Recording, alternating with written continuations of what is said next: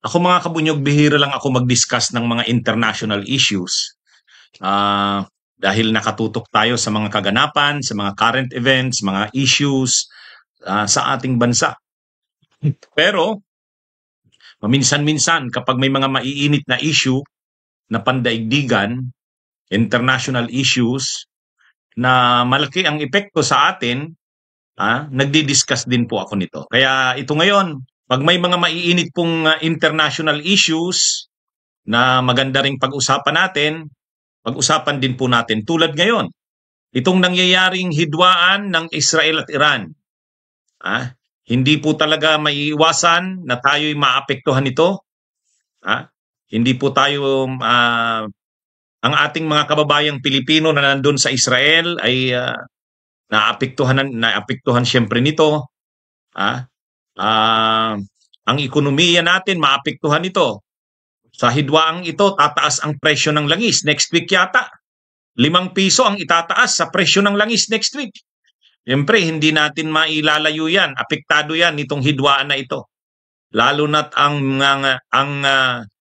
langis, ang pangunahing pinanggagalingan yan, kung saan tayo'y nakadepende, ang ating malaking bahagi ng ekonomiya, ay galing po ito sa Middle East, ang ating langis.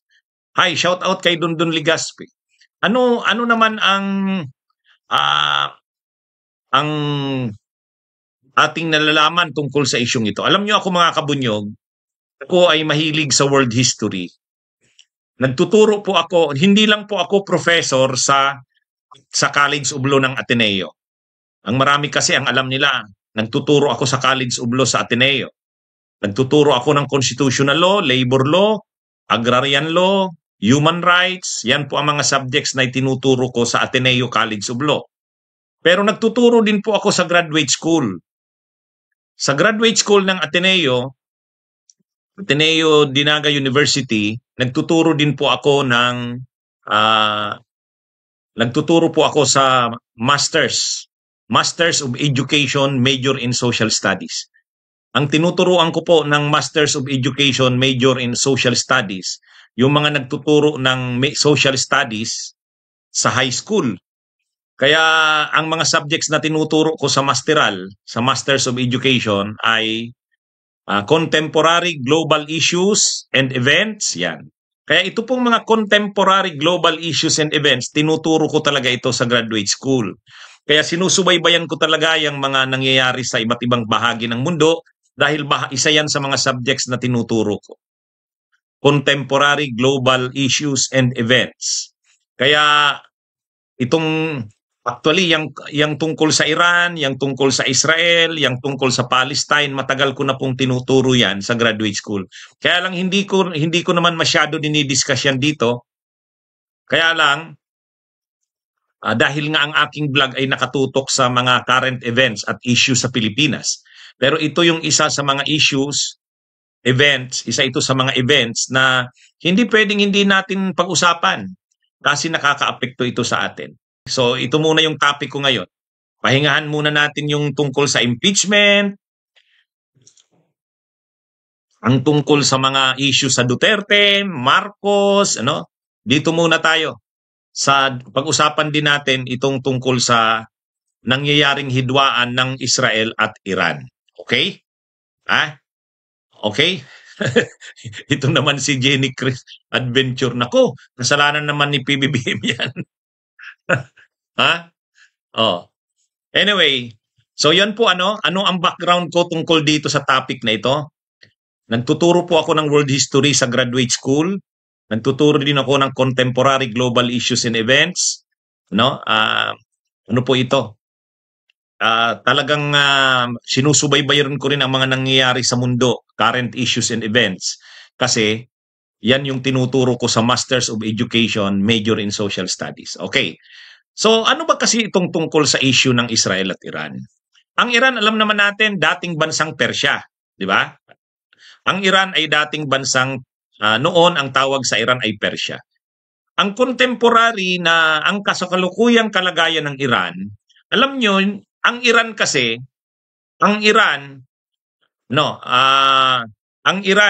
mga kabunyog, mga kababayan, Huwag na nating pag-usapan yung panahon ng Persya. Dito na tayo sa contemporary society at politics ng Iran. Ang kontemporaryo o kasalukuyang politika, lipunan ng Iran, ang namumuno sa Iran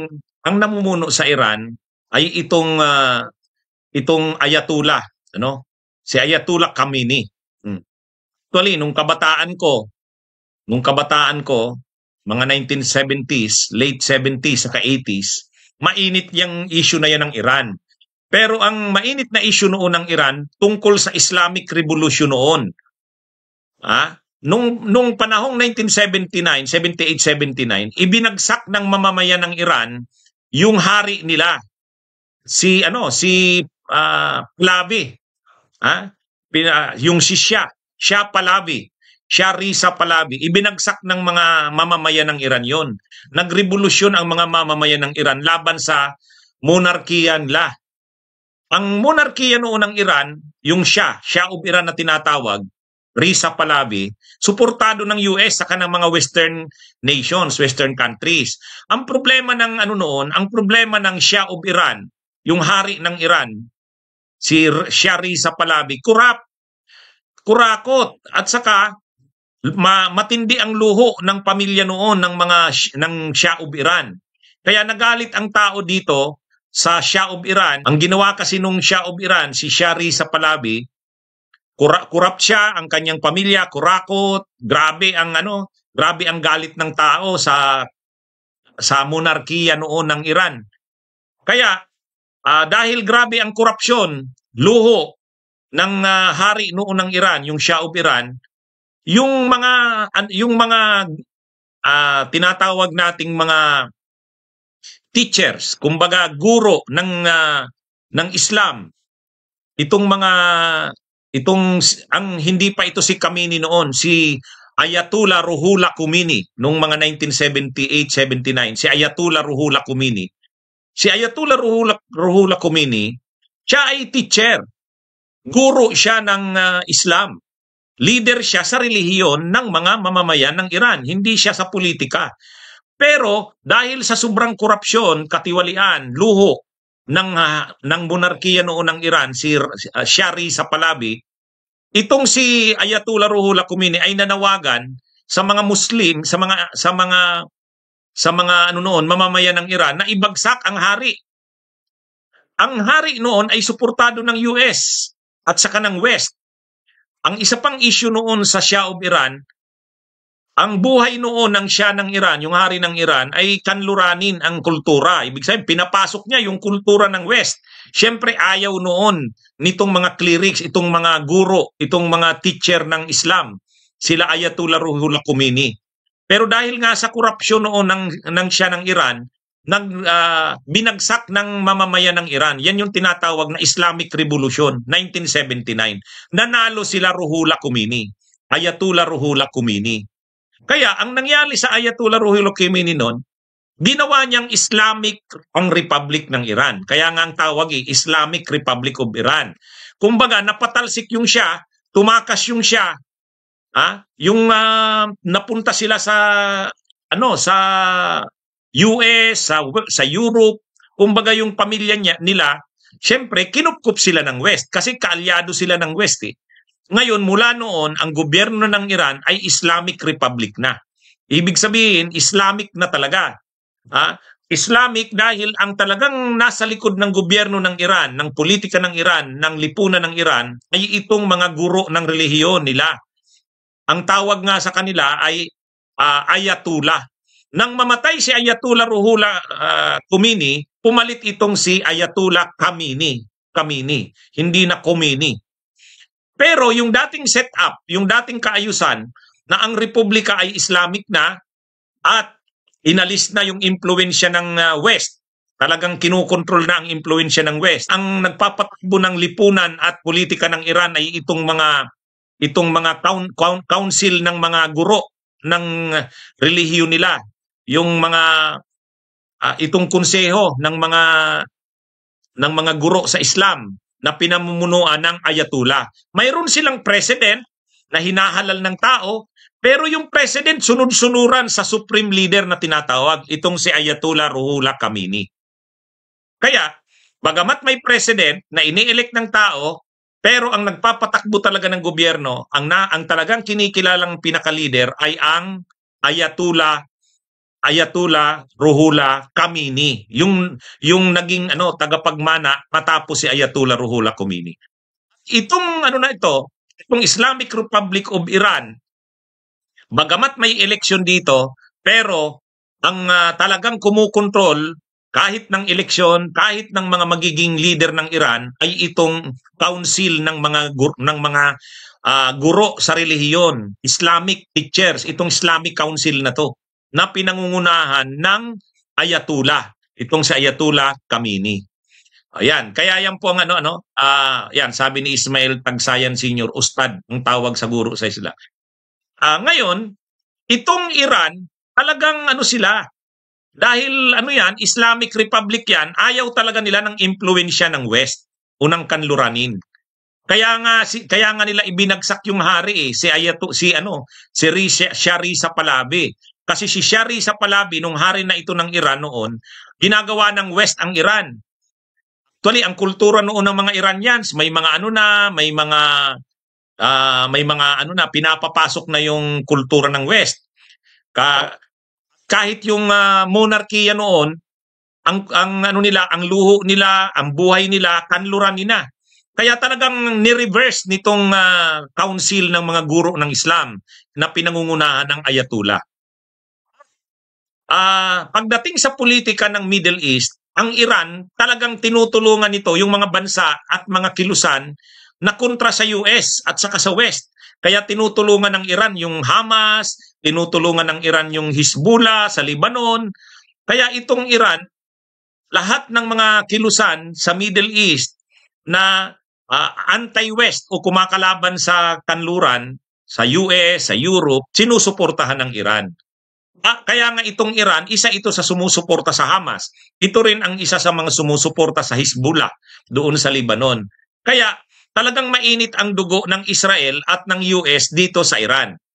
Ngayon, ang isang issue sa Iran pa na binabantayan ng US at Israel, yung di umano, pagdi-develop ng Iran ng nuclear weapons. Kasi ayon sa Israel at saka sa US, ang Iran ay may programa na mag-develop ng armas nuklear. Ayaw nila na ng Iran mag-develop ng nuklear. Kasi pag nag-develop ito ng nuklear, magiging makapangyarihan na bansa ito. Kaya ayaw ng US saka ng Israel na ang Iran mag-develop ng nuclear weapons. Ang sabi naman ng Iran, hindi kami nagdi-develop ng nuclear weapons. Wala yan sa programa namin. Kaya lang siyempre, hindi naniniwala ang Israel dyan. So ngayon, ang naging ngayon, inatake ng Israel sa ilalim ni Netanyahu ang Israel. Yung mga military sites, yung mga hinihinalaan nilang mga ginagamit sa pag-develop ng nuclear weapons, pinasabog ng Israel. Inassassinate yung mga matataas na commander ng military ng Iran. Siyempre, galit ang mamamayan at ang gobyerno ng Iran sa pangunguna ni Ayatollah Khomeini. Kaya pumanti sila sa Israel. Nagpaulan din sila ng mga missile sa Israel. Kaya lang siyempre ang Israel kasi, ang pinagmamalaki ng Israel, mayroon sila yung Iron Dome. Yung defense nila, ang defense system ng US na dinesign, tinulungan ng US, ay talagang kayang saluhin, hindi makapenetrate, hindi makapasok yung mga missiles ng ibang bansa katulad ng Iran. Kaya dahil doon sa Iron Dome defense ng US at yung mga defense na itinayo ng Israel sa tulong ng US, limitado ang naging damage ng pang-aatake ng Iran sa Israel. Hindi tulad ng atake ng Israel sa Iran, talagang grabe ang damage. Kasi wala naman ang mga Iron Dome ang Iran. Kaya sa nangyayaring ito, grabe ang damage sa Iran pero gumanti ang Iran sa Israel. May mga nakalusot din doon sa Iron Dome na defense system ng Israel, kaya mayroon ding naging damage sa Israel. May mga namatay din, may mga na-injured pa nga na mga kababayan natin, at may mga tinamaan na mga istruktura sa loob ng Israel. Pero siyempre, mas grabe ang tama sa Iran kasi wala naman ang Iran ng Iron Dome defense. So ngayon, ang nangyayari na ngayon, mga kabunyog, mga kababayan, lumalalim na ang labanan ng Iran at Israel.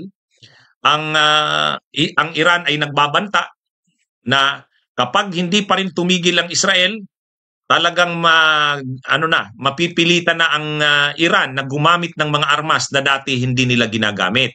Pinagmamalaki ng Iran na mayroon na daw nakapenetrate, mayroon nang nakalusot na mga armas nila, na mga baril, na mga missiles nila. Nakuha na nila ang sekreto ng Iron Dome ng Israel at alam na nila ang weakness nito ayon sa Iran. Sa susunod daw na mga araw, kapag hindi pa rin tumigil ang Israel sa pag-aatake sa kanila, mapipilitan silang paigtingin ang labanan. Kung Israel naman, nagbabanta na rin na papasok na rin daw sila sa next phase ng labanan. Kaya ang nangyayari dito, mga kabunyog, mga kababayan, ang nangyayari dito, sa halip na mais yung tension, lalong umiigting. Lalong umiigting. Habang nangyayari ito, siyempre ang atensyon ng mundo nababahala sa mga nangyayaring ito. Kaya medyo ang reaksyon ng mundo ay nababahala na kasi siyempre ang Iran, ang kakampi ng Iran, ang China, ang ang Russia, ang North Korea, ang Syria, yan ang magkakakampi. Nung panahon na hindi pa naibabagsak si Assad, ang Syria kakampi yan ng Iran. Kakampi rin yan ng ito yung magkakakamping bansa. Laging magkakasama yan. China, Russia, Iran, Syria, North Korea. Yan yung magkakakampi. So ngayon, nagbabanta rin ang China. Nagbabanta ang China na huwag makikialam ang US. Pag ang US nakialam dyan, lalong lalaki ang tensyon. Sabi ng China. Yun din ang banta ni Putin. Ito namang si Trump, ewan natin kung ano ang plano niya. Ang sabi ni Trump, next week i-announce ko kung ano ang magiging action ng US. Kung tinitingnan kasi, ang US ba ay sasama na sa Israel sa pag-atake sa Iran? Yun ang tanong na malaki. Kasi sa ngayon, hindi pa nai-involve ang US dyan. Ang Israel ang umaatake sa Iran, pero ang US hindi nakikisabay sa Israel. Ang inaantabayan, ano ba ang magiging aksyon ni Trump? Si Trump naman, nagsasabi siya, hindi siya daw mahilig daw, sabi ni Trump at nung tagapagsalita ni Trump, ang administrasyon daw ni Trump ay nakahanda sa kung ano man ang pwedeng gawin. Kung kailangan ng pwersa, gagamit daw ito ng pwersa. Pero sa ngayon, wala pa daw desisyon si Trump. Malalaman daw yan sa susunod na mga araw. Kaya ang inaabangan ngayon, ano ba ang plano ng US sa ilalim ni Trump? Makikialam na ba ito direkta? Mai-involve na ba ito direkta? Sasama na ba ito sa Israel sa pag-atake sa Iran? Kapag ginawa ito ng US, hindi natin alam ang mangyayari. Kasi siyempre, sa halip na mais yung tension, lalong mai-escalate. So, nakakalungkot itong mga nangyayaring ito. Inaabangan natin ito. Sana, alam nyo, kung akong tatanungin nyo, nakikita nyo naman yung discussion ko, para saan ba tayo? Natural, para tayo sa kapayapaan. Ang nakakalungkot din kasi dito kay Netanyahu, itong nakakalungkot dito kay Netanyahu, uminit na nga ang Middle East dahil sa labanan dito sa Hamas at saka Israel. Uminit na yan. At nanawagan na ang United Nations, ang UN Security Council nanawagan na sa Israel. Itigil na ang labanan ng Hamas at ng Palestine. Ang ginawa pa rin ni Netanyahu, talagang tuloy pa rin. Alam naman natin ang mali yung ginawa ng Hamas sa Israel. Yung inatake ang Israel noong October 7 ba yun? 2024, mali yun. Talagang rin yun, yung ginawa ng Hamas. Pero nakaganti na rin ang Israel at sobra-sobra na. Grabe na ang pinagdadaanan ng Hamas at ng Gaza. Kumbaga, grabe na ang namatay na sibilyan, durog na ang Gaza. Kung Hamas nga, nag-ano na rin ng ceasefire, Pero matigas talaga ang Israel. Gusto talagang durugin ang Gaza. Kaya nga nagagalit na rin ang mga bansa, ang United Nations. Kaya ang nangyayari dito, dapat sana kung ito ngang conflict ng Hamas at saka Israel, nakakreate na ng grabing problema at tension sa Middle East. Dapat sana hindi na rin muna ito dinagdagan pa. Ang problema na dagdagan pa nitong sa Iran. Kaya itong nangyari sa Iran, lalo itong magpapatindi ng tension sa Middle East. At dito, mai-involve dito ang China at ang Russia. Kasi alyado nila ang Iran. Kung doon sa Palestine, doon sa Hamas, hindi masyadong mai-involve pa dyan ang China at ang Russia. Pero pagdating sa Iran, ang Iran ay bansa na kaalyado nila Putin at nila Xi Jinping. Kapag lumaki ang isyong ito, lalo na pag ang US pumasok na sa conflict na ito, nakakalungkot na umaabot na sa ganito ang away sa mundo. Mga kabunyog, mga kababayan. Dapat tayong mamamayan ng mundo, manawagan tayo ng kapayapaan. I-de-escalate. Ang tawag dito, de-escalation. Huwag na dapat dagdagan ang tension. Huwag na dapat dagdagan ang tension. Ang nangyari sa Gaza at ang nangyari sa Israel ay nagdala na ng tension, matinding away sa loob ng Middle East. Sana hindi na nadagdagan. Ito, mainit na ngayon ang Iran at ang Israel. Pag pumasok ang US dyan, lalong lalaki ang hidwaan na yan. At alam naman natin ang nangyayari sa mundo. Pag hindi na nakukontrol ang mga ganyang hidwaan, papalaki ng papalaki yan, mai-involve ang iba pang mga bansa na sana'y huwag mangyari. Kaya ang panawagan dapat natin, ang dapat na panawagan natin ay de-escalation. De-escalation. Hindi escalation. Ano ito, mga kabunyog, mga kababayan? Ang dapat ditong gawin, wag nang palakihin pa. Paano ito lalaki? Kapag pumasok ang US sa girang ito, lalaki ito. Kasi siyempre ang katapat ng US, China sa Russia eh. Okay, ang magkalaban Israel sa Iran. Okay, hindi pa dyan pumapasok ang US. Pag pumasok ang US, may rason na ngayon ang Russia at saka ang China na ma-involve. Hindi tayo nagsasabi na posibleng magkaroon ng World War III. Pero ang dami ng gera sa mundo. May gera na ang Russia at Ukraine, ang gulo na ng mundo. May conflict na ang Israel at Gaza, Hamas, ang gulo na ng Middle East. Nadagdagan pa ngayon ng Iran at Israel. Lalong nagugulo ang Middle East at ang mundo. Kung pumasok pa ang US dyan.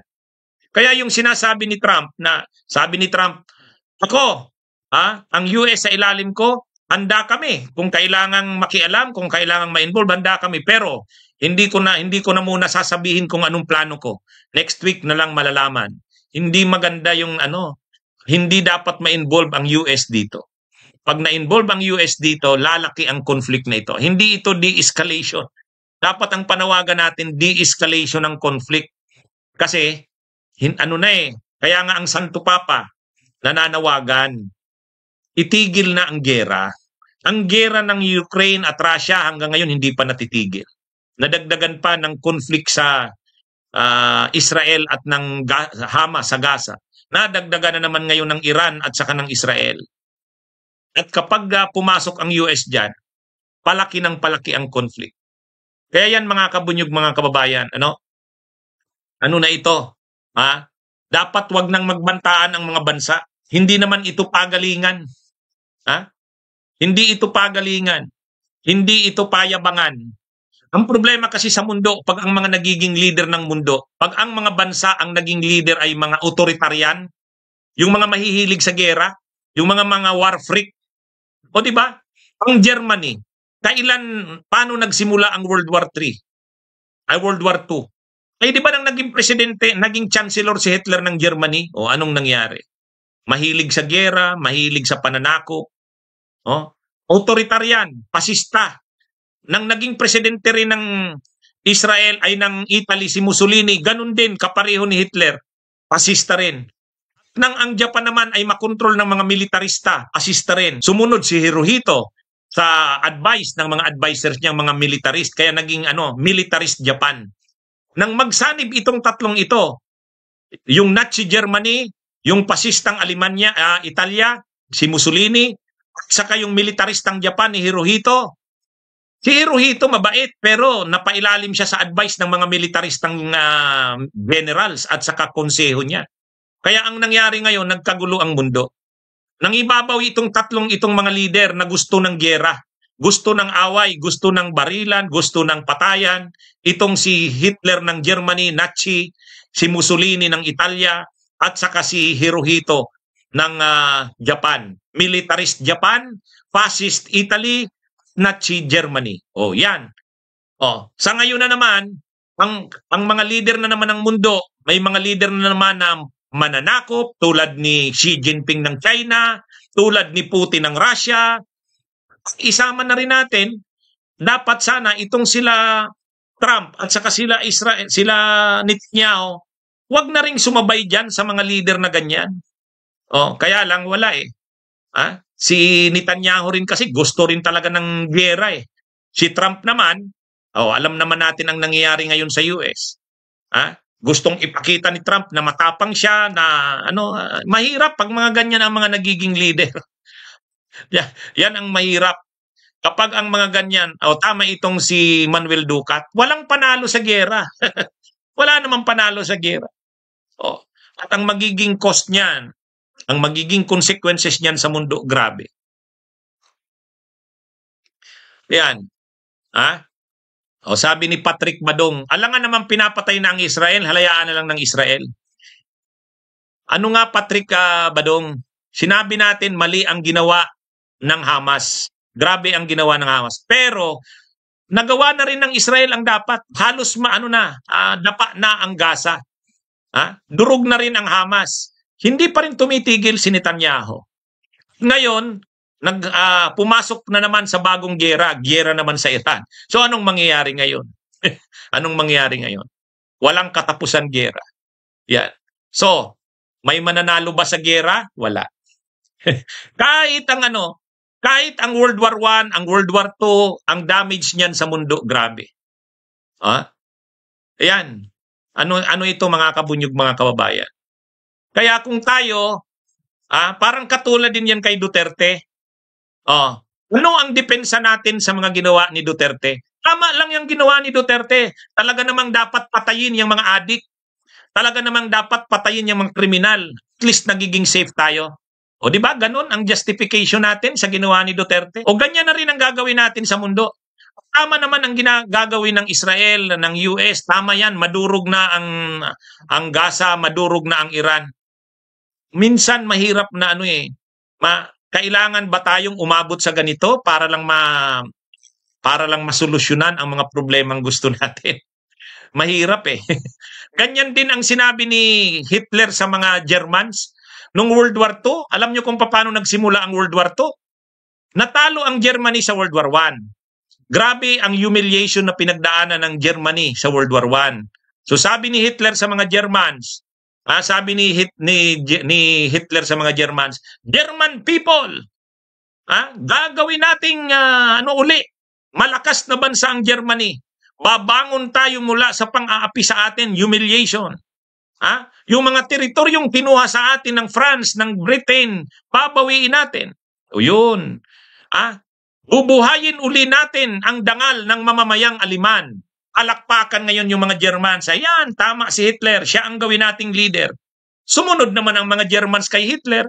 So anong ginawa ni Hitler? Sinakop ang Czechoslovakia, sinakop ang Poland, pati yung Eastern Europe, sinakop na rin ang Western Europe, Luxembourg, pati France. Nung sinakop niya na yung Great Britain, hindi siya nagtagumpay. Umalis muna sa Great Britain, tumigil muna, pumunta na ng Russia. Operation Barbarossa. Hindi niya nasakop ang Russia. Lumaban ang Communist Russia, sila Stalin. Pero nagsama-sama ang Great Britain, ang France, ang Great Britain, ang France, ang US, saka ang Russia. Yung komunistang Russia, kahit komunista ang Russia sa ilalim ni Stalin, sa isang panahon, sumama ang Russia sa Amerika, sa Great Britain at France dahil ang common na kalaban noon ay ang Germany, ang Italy at ang Japan. So at salamat na lang at nanalo noon ang Allied Forces. natalo ang Axis powers, natalo ang Nazi Germany, natalo ang pasistang Italia, natalo ang militaristang Hapon. Pero at what cost? Grabe. Grabe. Durog ang mundo. Ngayon, nakabangon ang mundo matapos ang World War II. Ano ang pinagkaisahan ng mundo noon? Never again. Huwag na nating uulitin uli ang digmaang pandaigdig. Kaya itinayo ang UN. Itinayo ang United Nations para hindi na uli magkaroon ng giyera sa mundo. Never again. Kasi talagang paggera, okay, may nagwawagi, may victorious na bansa, pero at what cost? O, yan yung ano. Yan yung ano natin. Yan yung dapat nating kaya nga ang Pope, ang Santo Papa ay nagsasalita. Tama na sa giyera. Wala namang nananalo sa giyera. Yan yung ano. Yan yung ano mga kabunyugma. Ako bihira ako mag-discuss ng ganitong topic. Ha? Kaya lang sa pagkakataong ito, dapat nating maunawaan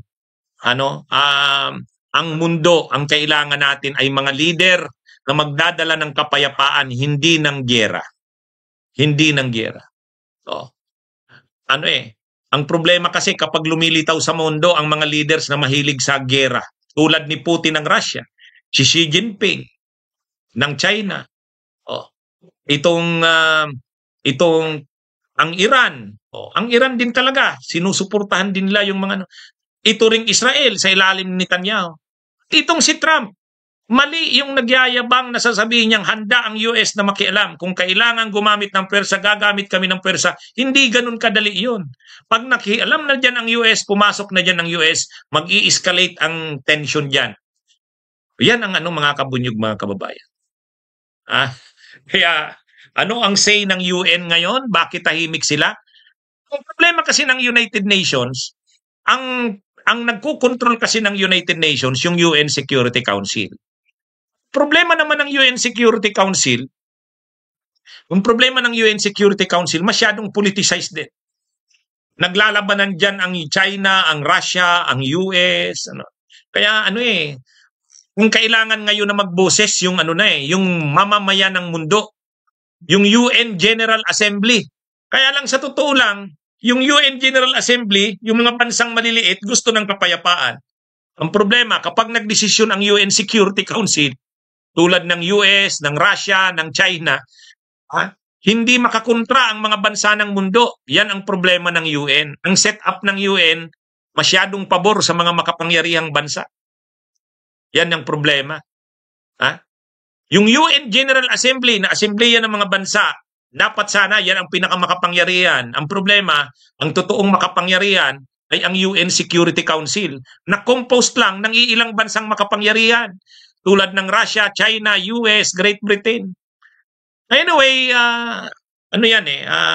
mahaba pa ang pinagdadaanan ng mundo. Kung akong tatanungin nyo anong personal na stand ko, hindi tayo pabor sa digmaan. Kasi sa digmaan, walang mananalo dyan. Walang mananalo dyan. Itong Iran sa ilalim ng ito ni Khamenei, minana nila yan galing doon sa kay Ayatollah Ruhollah Khomeini. Pero bakit kasi naging ganyan ang Iran? Kasalanan din yan ng US at saka ng West. Kasalanan din yan ng US at saka ng West. Sino ang nag-create sa Islamic Republic of Iran? Hindi naman susuportahan ng mamamayan ng Iran itong mga Islamic teachers na to, itong mga ayatollah na to. Hindi naman susuportahan yan kung yung sinuportahan ng West at ng US na siya ay hindi corrupt. Masyado na kasing maluho yung hari noon, yung si Shah Reza Pahlavi. Habang naghihirap ang mga mamamayan ng Iran, yung luho naman ng hari, sobra.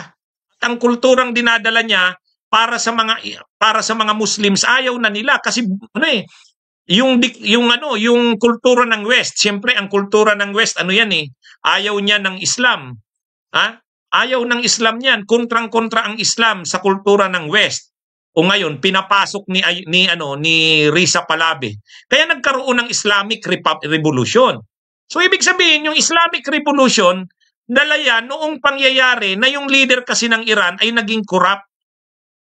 Alam nyo, ang kailangan, maglagay ng mga leader na matitino. Pag naglagay ng leader na matitino, maaayos, hindi magkakaroon ng mga revolusyon-revolusyon. Yang Islam na yan, yang Islamic Republic, iniluwal yan. Naging yan, dulot niyan na yung kasing monarkiya ng Iran ay naging corrupt. Hindi na ginagalang ng mamamayan ng Iran. Kaya, ang problema naman, ang naging solusyon ng mamamayan ng Iran, extreme naman. Islamic Republic naman. Kumbaga yung isa, extreme. Nakukuha nyo ba mga kabunyog? Yung Iran, sa ilalim ng si Reza Pahlavi, ginawa ang Iran na para ng West. Ayaw ng Iran ng kultura ng West. Ayaw sa Muslim, hindi sila payag sa ganyan. Yung masyado ng yung decaying. Alam naman natin, halimbawa, yung mga nude, yung mga babae na nai-involve na sa prostitution. Ayaw ng Islamic culture niyan. Ay ang ginawa nung panahon ni Reza Pahlavi, lumalaganap na ang prostitution sa Iran. Ang kababaihan ay para ng katulad ng mga kababaihan sa West. Hindi gusto yan ng relihiyon ng Islam. Kaya, ang ginawa nila, sinuportahan nila yung revolusyon nila Ayatollah Ruhollah Khomeini. Tema naman, nung nanalo naman yung Ayatollah, extreme naman ang naging politika at lipunan ng Iran. Talagang striktong disiplina naman ng mamamayan ng Islamic ang religion ang pinasunod. Kaya nga Islamic Republic of Iran. Ito na ngayon ang nangyayari sa Iran. Yung isang extreme na palitan ng isang extreme. So, yan ang nangyayari. Kaya ito? Malungkot na mga kaganapan sa mundo. So, ang kailangan sana natin dito, mga leaders, dapat ang mamuno sa mundo ay mga leaders na magtataguyod ng human rights, hindi magpo-promote ng giyera, hindi magpo-promote ng digmaan, hindi magpo-promote ng labanan. Yan yung natin. Kaya ito mga kabunyog, mga kababayan. Alam nyo, sa mundo, kapag pinagsama-sama, parang katulad din yan sa atin sa Pilipinas, di ba? Di ba? Sa atin sa Pilipinas, maraming mga Pilipino ang naniniwala kay Duterte. Gusto nila si Duterte kasi pinatay daw ang mga adik, pinatay ang mga di ba? Gusto nila si Duterte kasi safe ka na sa Pilipinas. Ganyan din yan. Ganyan din ang nangyayari sa mundo. Okay? Sige mga kabunyog, mga kababayan. Magandang gabi sa inyong lahat. So, tayo ngayon, nag-discuss tayo ng topic na ito kasi malaki ang magiging epekto ng hidwaan na ito. Ipagdasal na lang natin na sana hindi na ma-escalate. Ang kailangan natin, de-escalation ng conflict sa Middle East. Yan mga kabunyog, mga kababayan. Okay? So, magandang araw sa inyong lahat. Mabuhay po tayo. Bunyog, bunyog, halikan na kasama ka. Bunyog, kapag buklod ay may pag-asa. Luzon, Visayas, Mindanao, isa ang pananaw. Sa bagong Pilipinas ang bunyog isisigaw. Bunyog.